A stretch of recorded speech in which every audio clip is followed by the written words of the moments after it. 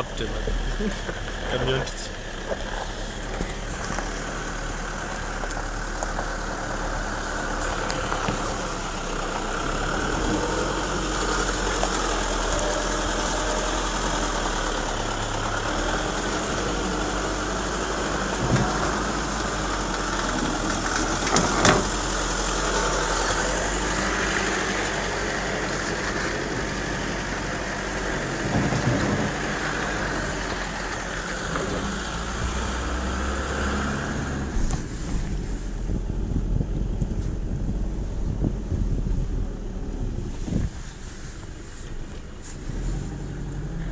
Sada idemo kroz vodu, ponovo prva, pustite automobil kao malo pre kada smo se spuštali na onoj nizbrdici, prva i pustimo da automobil sam koči.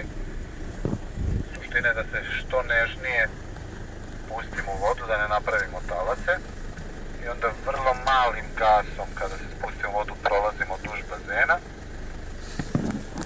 Ideja je da se ne prave talace.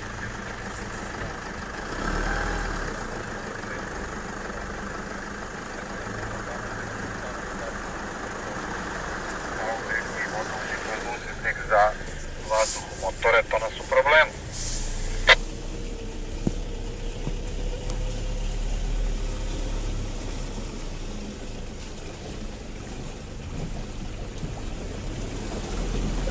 Morat ću samo da vas zamolim da ne snimate van vozila, pošto u suštini snimanje nije dozvoljeno, ali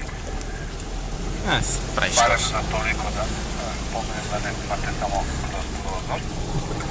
Opet se ovdje spuštamo. Kako izgleda tačno. Šlajfuje, a? Prvoj. Loše su im gume.